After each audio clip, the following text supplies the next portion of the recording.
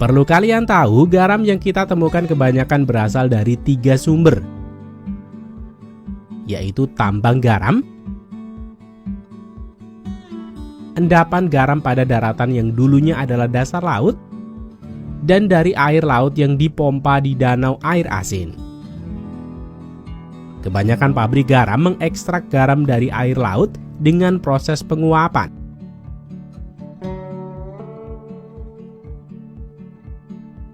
Baik secara mekanis ataupun secara alami dengan membiarkan matahari melakukan pekerjaannya. Proses ini akan menghasilkan apa yang disebut dengan garam matahari. Ini adalah bongkahan besar kristal garam yang berasal dari danau garam besar di Utah. Pada kondisi tingkat tinggi dan air pada level penuh, danau ini dapat memiliki kandungan 7 kali lebih asin daripada lautan.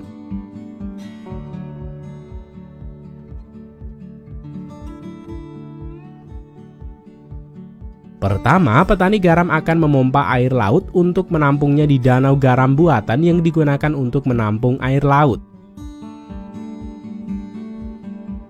Kemudian menjemurnya di bawah sinar matahari. Pada saat penjemuran inilah akan terjadi proses penguapan.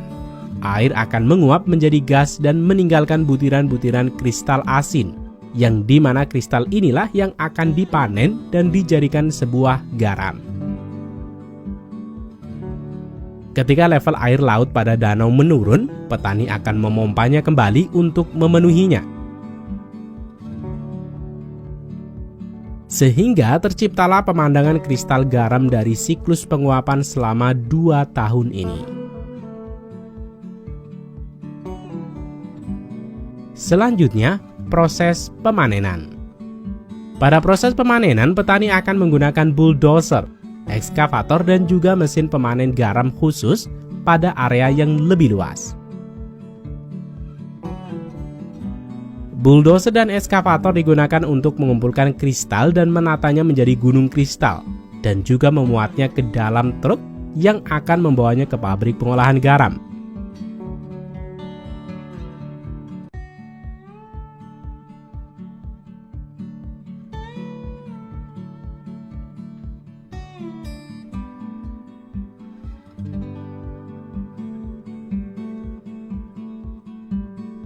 Sementara itu, mesin pemanen garam yang ditarik oleh traktor dapat memanen dan melayani lebih banyak truk gandeng untuk memuat garam ke pabrik pengolahan.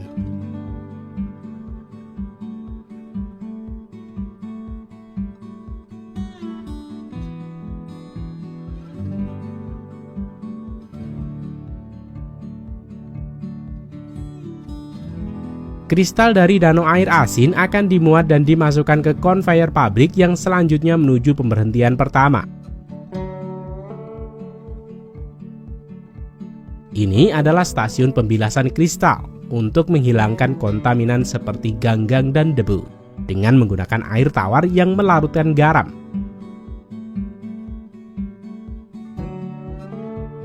Pada dasarnya, kristal disiram dengan air tawar dari Danau Bryant.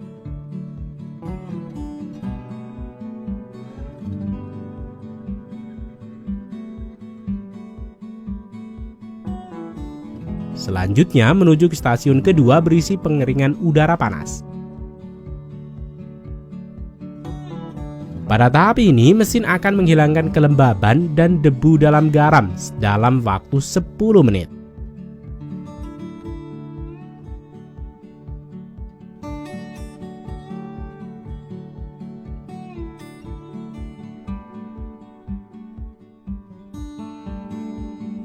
Kemudian kristal garam berguling melintas serangkaian layer penyortiran dengan bukaan yang semakin mengecil.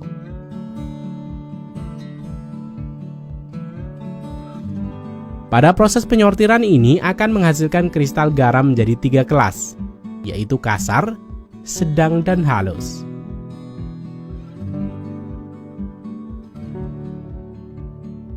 Setiap grade akan melanjutkan ke conveyor yang terpisah dan diangkut ke tempat penyimpanan yang ditentukan.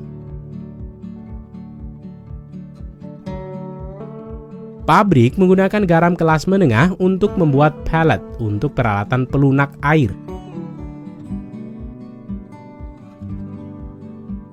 Mesin press ini akan memampatkan kristal menjadi bentuk pellet kapsul bersamaan dengan bahan aditif tertentu untuk membantu peralatan pelunakan air bekerja lebih baik. Beberapa pasok air kota memiliki kandungan mineral yang tinggi. Air yang keras ini membuat sabun sulit untuk berbusa dan meninggalkan noda di wastafel bak mandi dan toilet. Garam memicu reaksi kimia yang melarutkan mineral bermasalah.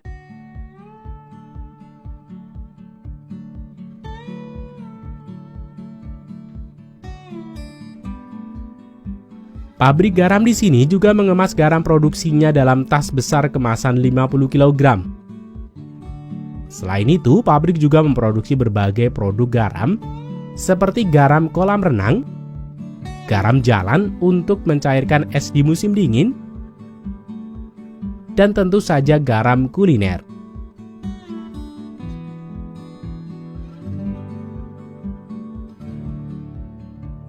Peralatan pengemasan otomatis pabrik mengisi kertas dan kantung plastik.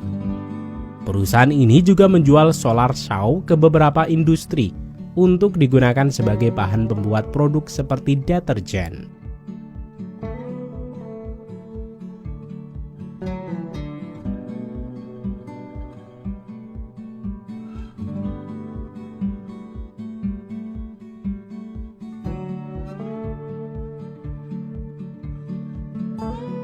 Ada juga pasar pertanian yang biasanya pabrik akan mengemas dalam bentuk garam balok press.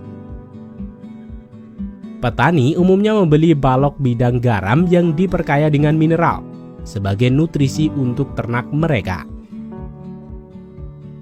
Pabrik memproduksi berbagai macam garam dan mineral yang memiliki formulasi yang berbeda yang ditandai dengan warna yang berbeda untuk memudahkan identifikasi.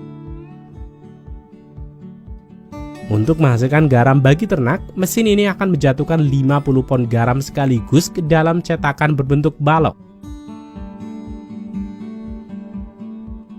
Kemudian sebuah mesin press menerapkan 750 ton tekanan yang akan menghasilkan kristal menjadi sebuah balok.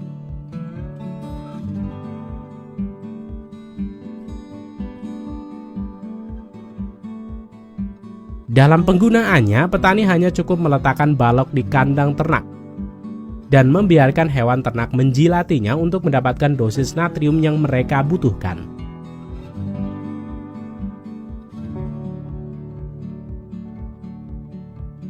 Produk garam ini adalah sebuah karya dari sebuah danau air asin buatan dengan bantuan sinar matahari yang memberikan kristal yang pada akhirnya menjadi garam yang kita konsumsi.